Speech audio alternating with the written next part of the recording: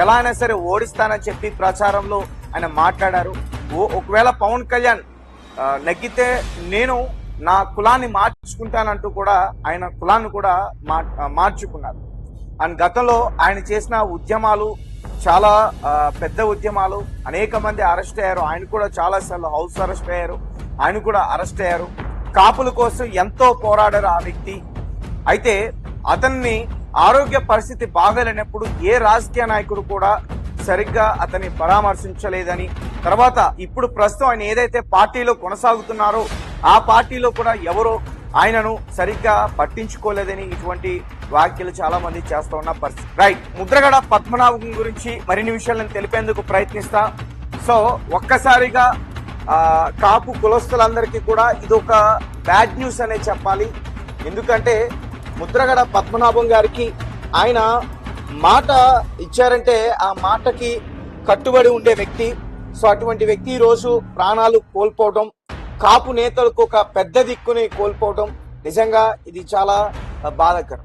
ఇక ముద్రగడ పద్మనాభ రెడ్డి ఉమ్మడి తూర్పు గోదావరి జిల్లాకు చెందిన రాజకీయ నాయకుడు, సంయుక్త ఆంధ్రప్రదేశ్ రాష్ట్ర మాజీ మంత్రి, కాపు సంఘం నాయకుడు. గతంలో కాంగ్రెస్, తెలుగుదేశం పార్టీలకు పనిచేసి 2014 నుండి కొంతకాలం ఏ పార్టీలోనూ చేరకుండా ఉన్నాడు. తర్వాత 2024 సార్వత్రిక ఎన్నికల సమయంలో 2024 మార్చి 16న వైసీపీలో ఆయన చేరడం అయితే జరిగింది. 1990లో జరిగిన అసెంబ్లీ ఎన్నికల్లో ముద్రగడ పద్మనాభం గారు ఓడిపోయారు. రాజకీయ నిరుత్సాహానికి లోనే జన్మలో ప్రతిపాడు నుంచి పోటీ చేయాలని ప్రకటించారు.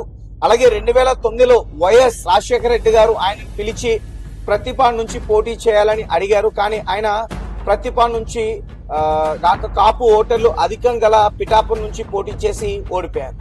2014లో స్వాతంత్ర అభ్యర్థిగా ప్రతిపాడు నుంచి పోటీ చేశారు, మళ్ళీ ఓడిపోయారు. ఓటమి పొంది ప్రశాంతంగా ఉన్న పద్మనాభంను కొంతమంది కోప సోదరులు కాపు ఉద్యమం ముందుకు తీసుకుని వెళ్ళమని కోరిన మీదట ఆయన ఉద్యమానికి సారథ్యం తీసుకున్నారు. ఇక 1988లో ఓ ఘటనకు సంబంధించి పద్మనాభం రెడ్డి అనుచరులైన కుర్రాళ్లను కొంతమందిని తీసుకెళ్లి పోలీసులు అరెస్ట్ చేశారు. వారంతా దళితులు, బీసీలు. ఆ విషయం తెలుసుకున్న పద్మనాభం రెడ్డి స్టేషన్ కు వెళ్లారు. ఆయనను పోలీస్ స్టేషన్ లోకి రానివ్వలేదు. దాంతో స్టేషన్ ముందు ఆయన బైఠాయించారు, గంటలు వేశారు. 5 రోజులు గడిచిన ప్రభుత్వంలో ఎటువంటి చలనం కనబడలేదు. 5వ రోజు సాయంత్రం అమరణ దీక్ష ఆయన ప్రకటించారు. సో దీంతో జిల్లా వ్యాప్తంగా కాపులు ఆందోళనకు లోనయ్యారు. ముఖ్యంగా కోనసీమ నుంచి వందలాది కాపు కులస్తులు ఆయన గురించి అక్కడికి చేరుకున్నారు. ఈ నేపథ్యంలో అప్పటి ముఖ్యమంత్రి నందమూరి తారక రామారావు పోలీసులు అరెస్ట్ చేసిన యువకులను బేషరతుగా విడుదల చేయించారు. ఆ సంఘటన తర్వాత ముద్రగడ కాపు నాయకుడిగా మంచి గుర్తింపు లభించింది. తర్వాత కాపు ఉద్యమం గురించి మాట్లాడితే ఖచ్చితంగా 2016 జనవరి 31 నాడు తూర్పు గోదావరి జిల్లా తునిలో ప్రారంభమైన కాపు ఐక్య గర్జన సభ ద్వారా ఉద్యమ పందాలోకి తీసుకెళ్లి ప్రయత్నం చేశారు. ముద్రగడ పద్మనాభం ఆధ్వర్యంలో తునిలోని వి కత్తూరు వద్ద ఆ మైదానంలో సభ మొదలైన తర్వాత ముద్రగడ పద్మనాభం ఇప్పుడే ప్రత్యక్ష ఉద్యమానికి దిగుదామంటూ సభకు వచ్చిన వారిని రోడ్లు, రైళ్లు, రాకోళ్లకు పిలుపునిచ్చారు. బహిరంగ సభ నుంచి రైలు పట్టాలపైకి వెళ్దాం రండి అంటూ ఆయన పిలుపునివ్వడంతో సభకు వచ్చిన వేలాది మంది హైవే, రైల్వే ట్రాక్లు దిగ్బంధించడానికి ప్రయత్నించడంతో చాలా విధ్వంసం జరిగింది. తర్వాత 2024 ఎన్నికలలో ఆయన పేరు మార్పు కోసం ఛాలెంజ్ చేశారు. 2024 ఎన్నికల ప్రచార సమయంలో జనసేన అధినేత పవన్ కళ్యాణ్ పిఠాపురంలో ఓడిస్తానని ఛాలెంజ్ చేశారు. ఒకవేళ అలా జరగకపోతే తన పేరును ముద్రగడ పద్మనాభ రెడ్డిగా మార్చుకుంటానని శపథం చేశారు. అయితే ఎన్నికల్లో పవన్ కళ్యాణ్ పిఠాపురం నుంచి గెలిచారు. సవాల్ ఓడిపోవడంతో మాటకు కట్టుబడి ముద్రగడ పద్మనాభం రెడ్డిగా పేరు మార్చుకున్నారు. అయితే తర్వాత ముద్రగడ పద్మనాభం నుంచి చాలా సందర్భాల్లో కొన్ని విషయాలైతే బయటకు వచ్చాయి. ముఖ్యంగా ఆయనకి క్యాన్సర్ అని, వాళ్ళ కూతురు పరామర్శించడానికి వెళ్ళినప్పుడు వాళ్ళ కొడుకు అడ్డుపడ్డాడని, ఇలాంటి వార్తలు కూడా చాలా సార్లు వచ్చాయి. ఆయన అనారోగ్యానికి గురయ్యారనే విషయాలు కూడా చాలా సార్లు వచ్చాయి. కానీ చివరికి ఆయన హైదరాబాద్ సింధు అనే ఒక హాస్పిటల్లో గత కొన్ని రోజుల నుంచి వైద్యం తీసుకుంటున్నారు. సో ఇప్పుడు కూడా వైద్యం తీసుకుంటేనే ఆయన ప్రాణాలు విడిచారంటూ కూడా చెప్తున్నారు. నెల రోజుల నుంచి డయాలసిస్ చేపించుకుంటున్నారు. ఎందుకంటే ఆయనకి కిడ్నీ సంబంధిత వ్యాధితో ఉన్నారు అంటూ కూడా చెప్తా ఉన్నారు. Breaking news. కాపు ఉద్యమ నేత ముద్రగడ పద్మనాభం రీసెంట్ గా అనారోగ్యంతో హైదరాబాద్ సింధు హాస్పిటల్లో ఆయన ప్రాణాలు విడిచారు. మీ అందరికీ బాగా తెలుసు, కాపుల కోసం ఎంతో పోరాడిన వ్యక్తి. రాజకీయ పార్టీ సంబంధించి అతీతంగా కాపుల కోసం పదవులను కూడా వదులుకుని ఆయన పోరాడారు.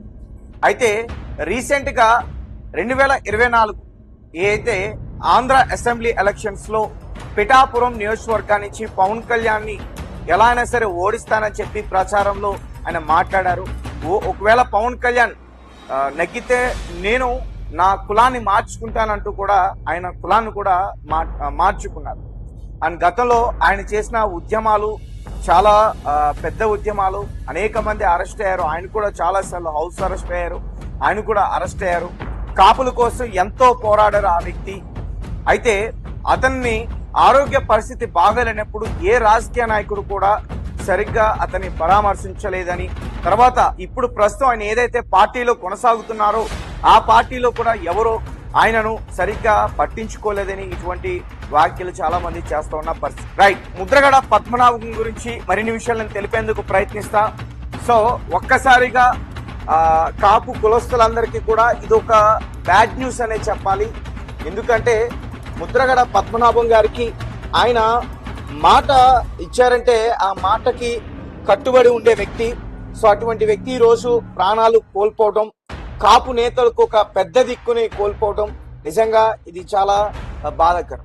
ఇక ముద్రగడ పద్మనాభ రెడ్డి ఉమ్మడి తూర్పు గోదావరి జిల్లాకు చెందిన రాజకీయ నాయకుడు, సంయుక్త ఆంధ్రప్రదేశ్ రాష్ట్ర మాజీ మంత్రి, కాపు సంఘం నాయకుడు. గతంలో కాంగ్రెస్, తెలుగుదేశం పార్టీలకు పనిచేసి 2014 నుండి కొంతకాలం ఏ పార్టీలోనూ చేరకుండా ఉన్నాడు. తర్వాత 2024 సార్వత్రిక ఎన్నికల సమయంలో 2024 మార్చి 16న వైసీపీలో ఆయన చేరడం అయితే జరిగింది. 1990లో జరిగిన అసెంబ్లీ ఎన్నికల్లో ముద్రగడ పద్మనాభం గారు ఓడిపోయారు. రాజకీయ నిరుద్యోగానికి లోనే జన్మలో ప్రతిపాడు నుంచి పోటీ